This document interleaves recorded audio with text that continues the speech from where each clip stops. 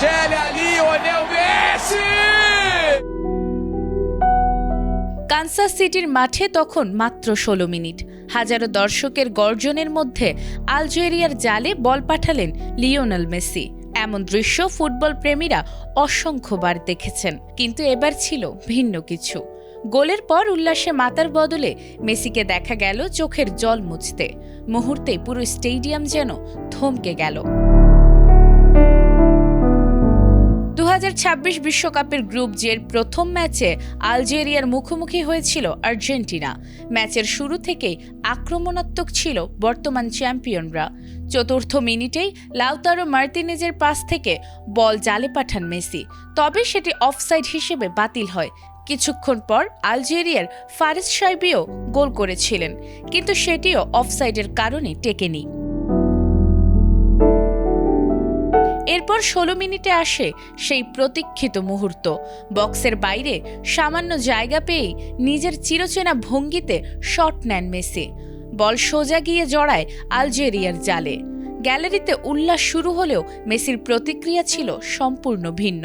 গোল উদযাপনের মাঝেই আবেগ ধরে রাখতে পারেননি তিনি।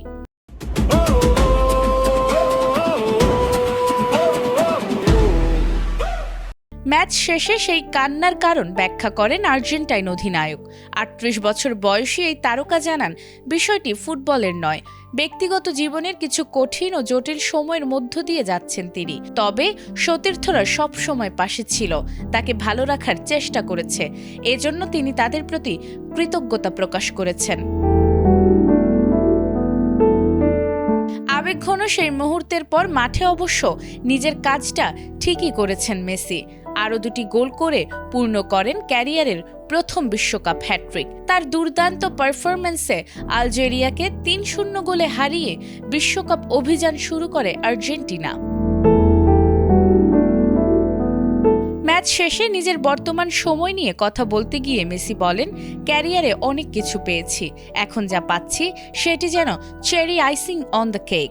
এই অসাধারণ দলের অংশ হতে পেরে আমি গর্বিত, প্রতিটি মুহূর্ত উপভোগ করছি। তবে ম্যাচের ফল কিংবা হ্যাটট্রিকের চেয়েও বেশি আলোচনায় এখন সেই এক ফোঁটা অশ্রু, কারণ কখনো কখনো একজন কিংবদন্তির চোখের জল তার গোলের চেয়েও বড় গল্প বলে যায়।